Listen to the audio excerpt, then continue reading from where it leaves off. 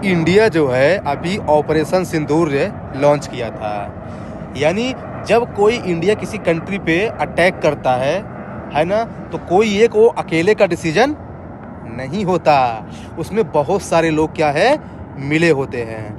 तो देखिए ये सिस्टम कैसे काम करता है। जैसे मान लीजिए कि पाकिस्तान पहलगाम में अटैक किया था। अब क्या है कि इसको कैसे डील करना है, इसके लिए क्या है ना, बहुत सारी बॉडीज, बहुत सारे इंस्टीट्यूशन आपस में मिलते हैं और कैसे काम करते हैं, आज थोड़ा सा उसको हम लोग अभी देखते हैं 1 मिनट के अंदर।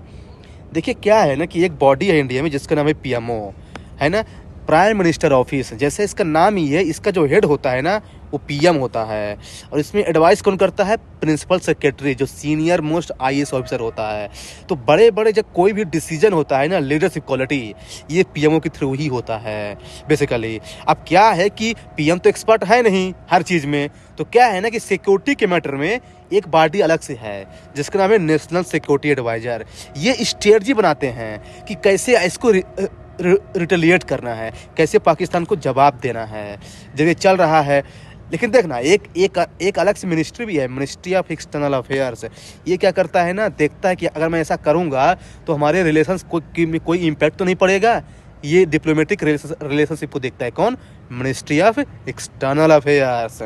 फिर देखिए ये सब प्लानिंग हो रही है, लेकिन क्या है ना कि एक अलग से बॉडी है, CDS, chief of defence staff, जो डिपार्टमेंट ऑफ मिलिट्री अफेयर को हेड करता है।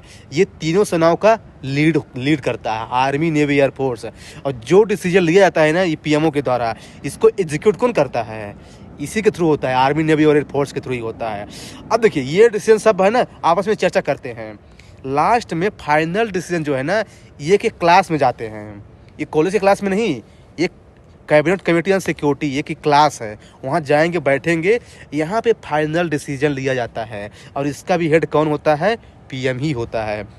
इसमें जो है ना defence minister, home minister, external affair minister, finance minister, ये सब होते हैं। जैसे जब कोई बड़े बड़े डिसीजन लिया जाता है ना इंडिया में, जैसे ऑपरेशन सिंदूर है, बालाकोट एयर स्ट्राइक है, या फिर एरोप्लेन का जो पहले हाईजैक होता था, है ना, तो उसमें कैसे एक्शन लेना है, ये सब कैबिनेट कमेटी ऑन सिक्योरिटी के थ्रू ही लिया जाता है फाइनल डिसीजन।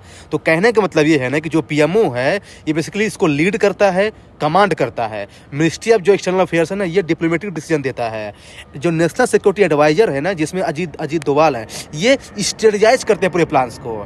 और जो सीडीएस है ना, आर्मी, नेवी, एयरफोर्स, ये मिलिट्रीली एग्जीक्यूट करते हैं। और लास्ट में डिसीजन कौन लेता है? कैबिनेट कमेटी ऑन सिक्योरिटी, जिसका हेड पीएम ही होते हैं। ये बेसिकली ऐसे सिस्टम चलता है।